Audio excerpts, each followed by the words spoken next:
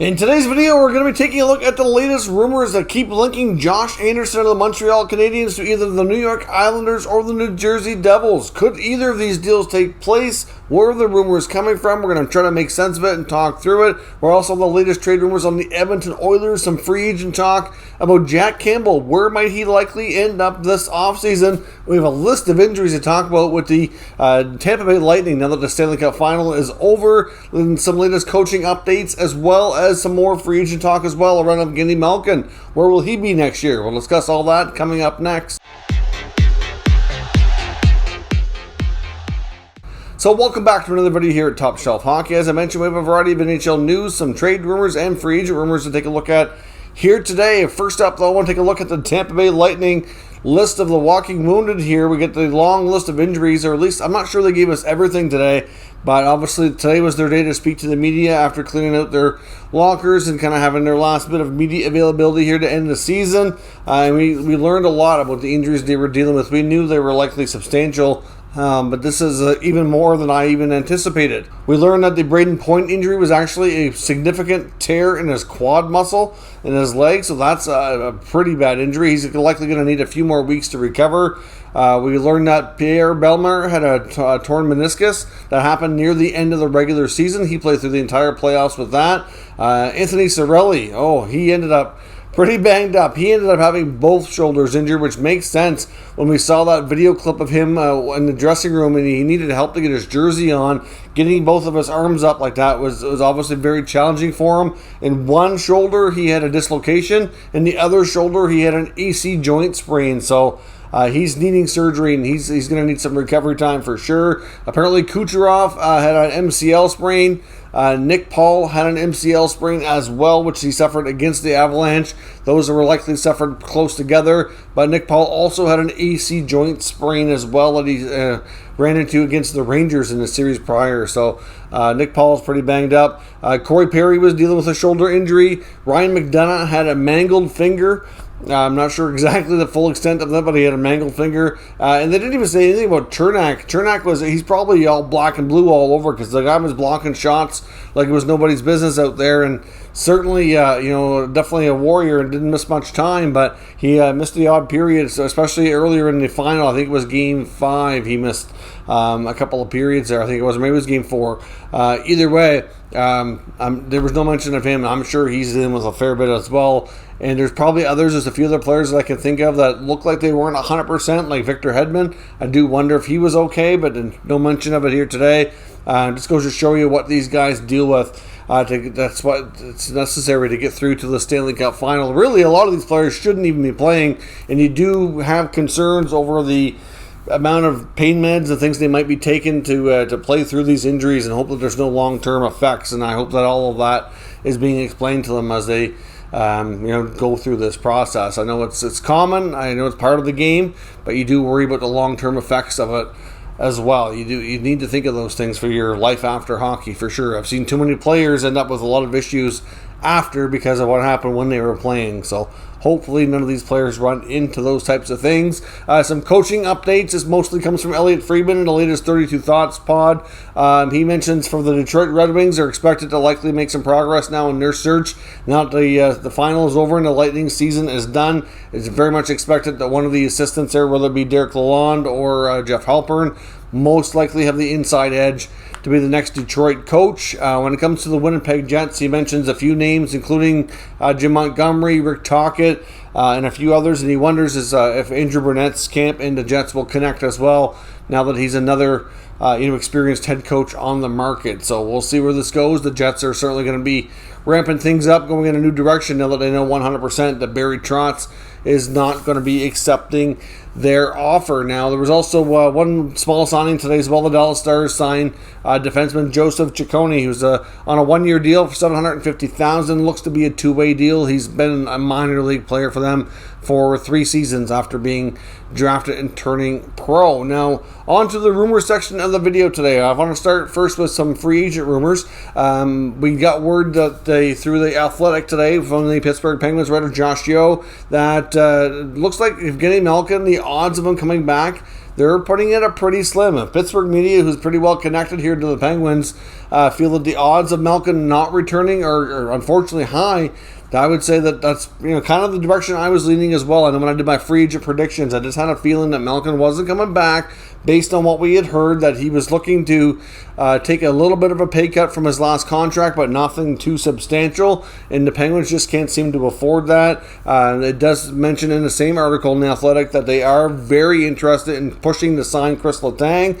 No guarantee, of course, that it gets done. Looks like they're still trying to offer a 3-year term, though. That appears to be the latest intel, where we know Letang wants closer to 5 years, and the Penguins are trying to stick to 3. I don't know that the Penguins have too much issue with the money. It seems to be more about term, but we'll see. But if they do sign Letang, it's expected they're going to have to move another defenseman. I had mentioned guys like Marcus Pettersson, John Marino, even to some degree, maybe even Dumoulin becomes expendable, mainly due to cap in his scenario. But it's believed that Pettersson's the preferred guy that they'd like to move. But I know, like when we talked before, depending on what happens with Vancouver, if they do a deal there, Rutherford's certainly going to push for Marino. But I think the Canucks are going to have a variety of options to look at. No guarantee that a Marino deal goes and sends him to the Canucks. But if Letang stays, they do expect him to shed money elsewhere on the blue line to make it feasible for sure. But the fact that Malkin is now being reported as unlikely to return makes you wonder what the future holds for him, where he's going to end up. I know when I did my free agent predictions, I said Washington, but mainly because it's it's not far from Pittsburgh. It is the biggest rival though for the Penguins, and I don't know if he'll have an issue jumping sides like that. Some players really do and don't like to be on one side of it like that. But they're certainly going to need a centerman. Obviously, there's lots of players there that are Russian, which he'd be friends with. The connection kind of makes sense to me, but it's not going to be like the only spot for sure. There will definitely be other options for Evgeni Malkin. It'll be really weird to see him in any other uniform besides a Penguin uniform. And of course, at this point, we don't know yet. It's no guarantee, but indications are he's likely not returning. So I'd like to know your predictions. Where do you see Evgeni Malkin signing this offseason if he's leaving Pittsburgh? Where else will he end up? There's also an article in Sportsnet talking about the Edmonton Oilers. Mark Spector doing a mailbag type of article looking at their goaltending issues, and he speculates that Jack Campbell very well would be one of their primary goaltending targets. He does mention Ville Husso of the Blues being on this list here as well, but Campbell seems to be the most likely when he made a prediction later into the article saying that he predicted that Campbell and Stuart Skinner would make up their tandem next year. Now, of course, we know that Koskinen's unrestricted and not returning, and there's a good chance, or at least some people seem to think there's a good chance, that Mike Smith might not return either. He does have a year left at $2.2 million, but he apparently did deal with a lot of injuries last year, and it is quite possible that he could retire or even end up on long-term injured reserve for next season and may not play. I mean, that's not a given just yet, and if Smith does play, that would pose an issue for Skinner, who is no longer going to be waivers exempt.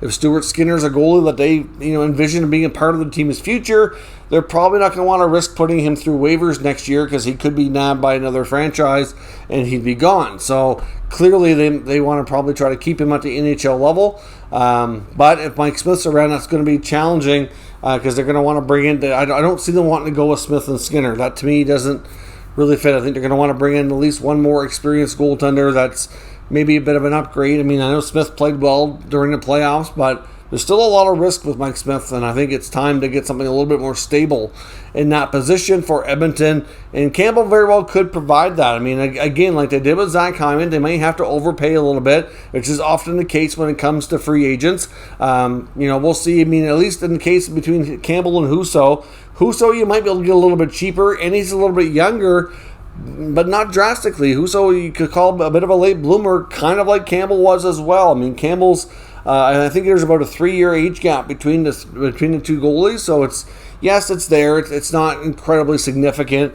but Campbell's way more established than Husso is. So Campbell, like Husso, started to play more at an older age, and Husso could be the similar scenario that Campbell is in another 3 years' time. But for right now, he's still a little bit unproven. He had a really good year this year. I think teams are going to want to give him a chance to be a starter, or at least a 1A, 1B, which I totally understand.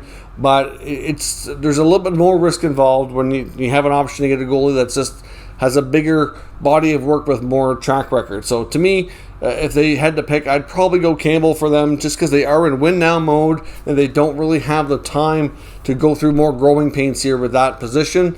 So we'll see what happens, but that's the latest out of Edmonton. They really feel that Kenny Holland and the Oilers will make a big play for Campbell in free agency, and even if they have to overpay a little bit to bring him in, and like I said, they may have a completely fresh new tandem next year. Now, of course, this is likely going to require them to do some cost-cutting measures. The same article talks about some players who could be traded, possibly bought out, in order to save money to make this and some other signings happen. Names that are mentioned include Zach Kassian, who I've speculated could be either a potential buyout candidate or trade. Tyson Barrie's name comes up again, Warren Foegele, and it even says maybe Jesse Puljujarvi, depending on what the next contract works out to for him. So it's certainly going to be interesting. I know Tyson Barrie's a name that's probably going to be able to garner the best return, probably the biggest, most attractive player amongst that list.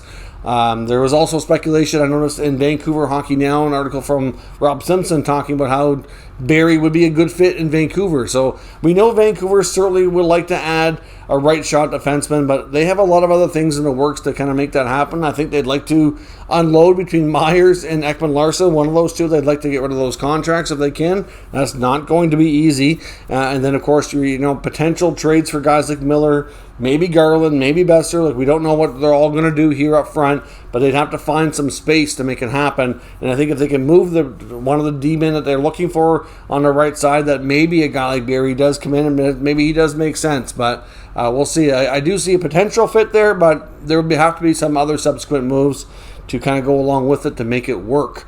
So we'll have to see where all that goes. But I do expect the Oilers to be busy amongst the different items that we've just discussed here. Now, Josh Anderson seems to be a hot topic online. Numerous articles, I've seen some videos talking about it, about the Canadiens winger being of interest to teams like New Jersey and the New York Islanders. And I kind of wonder where all this is coming from, because from the Montreal perspective, I don't really get the impression that they really want to trade Josh Anderson. Now, some people have the impression that everything on the Montreal roster is completely up for grabs, and for the most part, that's somewhat true, but there are some players that they're going to want to hang on to and obviously start to build around. And to me, Kent Hughes and Marty St. Louis and Jeff Gordon seem to be fond of Suzuki, Caulfield, and Anderson likely being their top line. I mean, Anderson's still spending the summer in Montreal, doing a lot with the franchise. I just don't get the feeling that they really want to move this guy. And at the same time, I'm not really sure from the Devils or Islanders' perspective that he's absolutely what they need. Is Josh Anderson a good player? Sure he is. But he's got like 5 years and $5.5 million, and he doesn't really give you that many points. Now, it's not a terrible contract, but it's not awesome either. To me, I think Anderson can be a solid 20, maybe 25 goal guy, on a somewhat consistent basis with the right lineup, assuming he can stay healthy. I like Anderson as a player, but looking at what each team needs, I just don't really see him being the absolute best fit. I honestly think a lot of this might stem from the fact that he played on a line with quite a bit with Matthew Barzal at the World Championships, and they did pretty well together. So I wonder if that might be where more of it's coming from, because I know I've seen some speculation about the Islanders trading Beauvillier for Anderson. From that perspective, I mean, Beauvillier could be a trade chip for the Islanders. That part's not outlandish. I could even see Montreal maybe even having some interest in Beauvillier, to be honest. But I'm not sure that Anderson would be the guy that they want to trade to make that happen. Now, if they wanted to move like a guy like a Mike Hoffman or a Drouin, which I'm not sure the Islanders would want, I'm just saying that it would make more sense that those would be the guys that they might consider trading. When it comes to New Jersey, I mean, there's no way they're getting the number 2 overall pick traded for Josh Anderson. That's completely ridiculous. That's not happening. And then, of course, you have guys like Pavel Zacha, who is rumored to be on the block. There is some talk about Jesper Bratt, mostly because of the fact that they're having difficulty with the contract negotiations. Apparently last year's, the last contract was quite contentious, and there's talk it could be again. I could see maybe Montreal being interested there, but is New Jersey going to want to do that? I don't really know. I mean, to me, that's a bit of a downgrade. You've got a player in Bratt who I think has a higher ceiling and who's younger. I don't see that being a great move for the Devils. So I'm just not really sure there's a fit there with either team. Matthew Barzal needs a winger, 100%. They could use a big body, big kind of power forward winger in that top six in New Jersey to play with those other young players too. I get the idea, but to me, you have got a prime opportunity with that number 2 pick, if you keep it, to draft Slafkovsky, who really fits that bill nicely and is young. You don't have to pay anything for him. You're going to have him on an ELC for a while. He looks like he's probably the most NHL ready amongst all the prospects. I don't see Montreal going with him. I think they'll go with Wright, so I think he'll be there at 2 for New Jersey. If I'm New Jersey, that's probably what I do. And then I look to free agency to maybe see if I can add another, good quality star player to kind of bolster this lineup. They need to address goaltending. They have some other areas to look at. To me, that just kind of makes the most sense for them. When it comes to the Islanders, yes, they definitely need a winger for Barzal, but I don't think that Josh Anderson is really that guy. I think they need to look at free agency. If these players make it there and they have an opportunity to compete for signing them, like guys like Gaudreau or Forsberg, a player, now it might be tough for them to afford, so they're going to have to shed money elsewhere. But guys like that's the quality of player that they really need. So to me, I don't really see Anderson being the best fit. So every time, it seems like the last 2 or 3 days, every time I turn on my YouTube or my Twitter or anything in social media, it just seems like it's Josh Anderson. It seems to be such a hot topic. I've avoided talking about it for a few days here just because I really didn't think there was a lot to the rumors. And so I wanted to talk about it here today, mainly to kind of dispel a lot of those rumors. I've dug into it myself. I've read articles. I just don't see the fit. I don't think that there's really much there. So I don't see this as something that's going to happen, but I wouldn't rule out these teams talking to each other. Just not sure that this would be the player that would be surrounded by it, around the rumors of the talk by. So let me know your thoughts on the Josh Anderson trade rumors. Is he likely going to stay in Montreal? Do any of the rumors to New Jersey of the Islanders make sense? Let me know your thoughts, and we'll discuss further down in the comments. If you're new to this channel, make sure you subscribe and stick around. We'll keep you up to date with the latest news, rumors, and analysis on all 32 NHL teams. Thank you for watching, and I will catch you next time.